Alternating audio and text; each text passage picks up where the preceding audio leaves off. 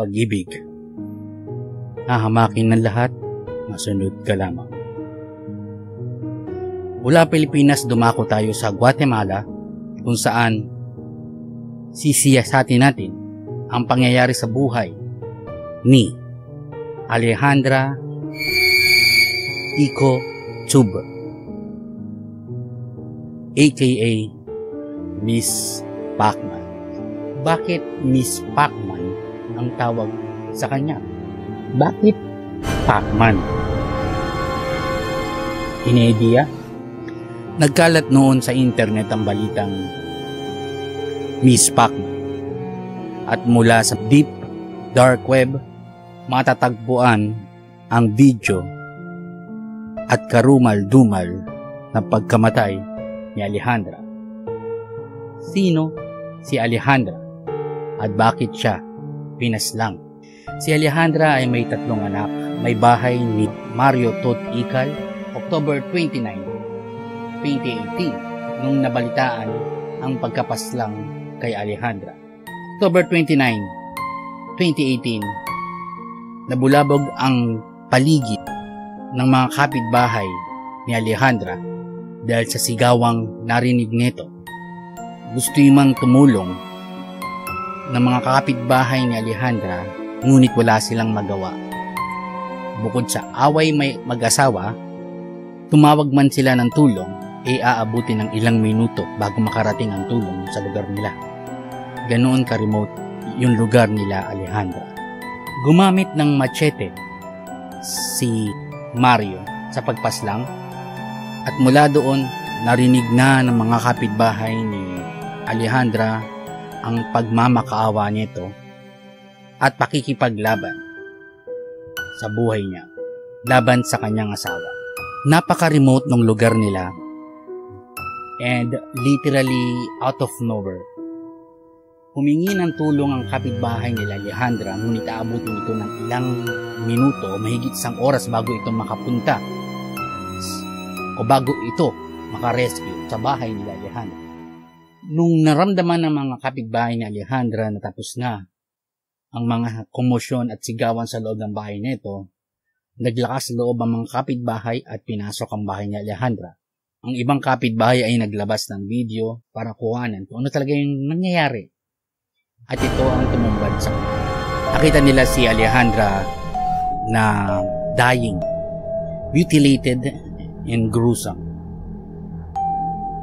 Makikita sa video na to ang kahindik-hindik na pangyayari at kung bakit Miss Pacman ang ibinansag kay Alejandra. Kumalat sa internet ng walang filter ang video ni Alejandra na parang hindi tao yung nasa video pag napanood mo. Mangingilabot ka at the same time maawa ka pag inisip mo tao yung nasa video, hindi hayop, hindi siya computer graphics, hindi siya movie, hindi siya soap opera, totoong nangyayari.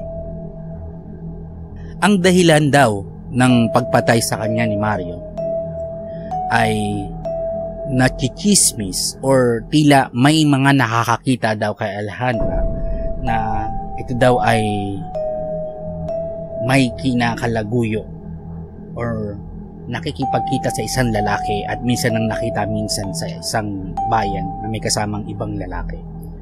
At doon tila may napatunayan si Mario sapat na upang maging dahilan para patayin niya ang ina ng kanyang mga anak.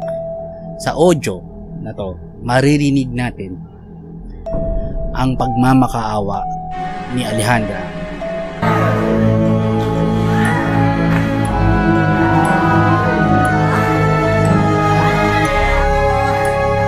Lumabas sa balita, national TV program, ang balitang napalaya na si Mario. At ito yung video.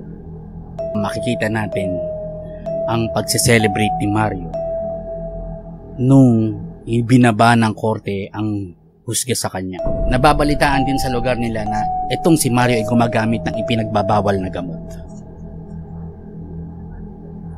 Wow. Wow. Nagse-celebrate sila. Nasusulat din sa batas na hindi patas kapag ang asawa mo ay nahuli mong may kalaguyo, hindi act. Mag-blackout ka man or anuman ang pwede mong gawin, isa na to sa dahilan upang hindi ka makulong. Parang trespassing. Kung hindi mo lugar at pumasok ka, pwede kang gawan ng kahit ano ng may-ari ng lote na pinasok mo, ng bahay na pinasok mo. Kahit anong gawin sa'yo, patayin ka, saktan ka, itali ka, walang laban yung taong pumasok sa lote mo. Man. Killings of women in Mexico persist because of impunity. Sabi ng ibang writer. Binabatikos din ang video na yun ng ibang mga social media people or social or netizen na kasalanan daw ni Alejandra ay nangyari at she deserved what happened to her. What the hell? May mga iilan na video na lumabas at napanood sa internet na galing sa kapitbahay. Ngunit ang pinakamalinaw na kopya ay nanggaling sa police record video na kumalat na hindi sa nalalamang paraan pero kumalat pa rin.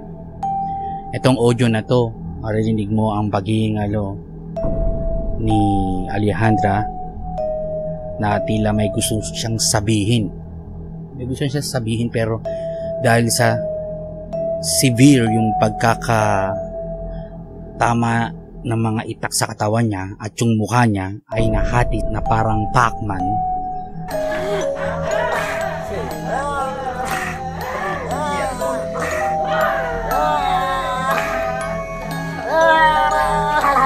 Hindi niya magawang masabi yung gusto niya sabihin.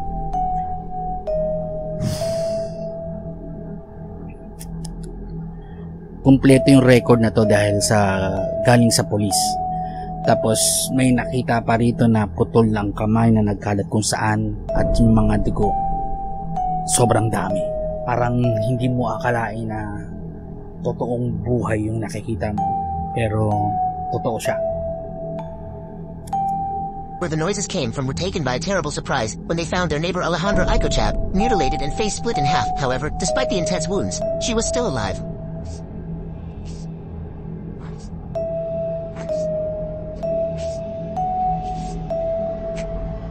Traces of blood were found throughout the house, while Alejandra was lying in bed moaning in pain, as she had her hands strapped and her face split in half. Her neighbors pointed out that the young woman agonized for more than half an hour before she died, without anyone being able to do anything to help her, because due to the location of the place, it is difficult for a medical staff to come. During her last moments in which she struggled to live, she could only complain about the pain, while moving her limbs, and seemed to want to say something with her head and eyes. These facts were recorded in a series of videos taken by the victim's neighbors, which have been uploaded to social networks and certain websites. In the graphic material, you can hear a woman crying when she sees the girl. She was murdered by her partner. The author of this macabre murder was her partner, Mario Tiraquel, who attacked her with a machete, cutting her hands and face. The criminal spent for days on the run before being arrested in the village of Las Muñecas, Paican, Quiche, when he tried to escape towards Mexico. This individual confessed to the crime and alleged that he was motivated by an alleged infidelity of Drew. At Dinresit, Mario was taken to trial for a legal process for femicide. Sa nakikita ko, sobrang galit ni Mario kay Alejandra nung ginagawa niya yung pagtatagan nito sa katawan ng asawa niya. Galit na hindi kanya galing kundi dahil sa salitang selos.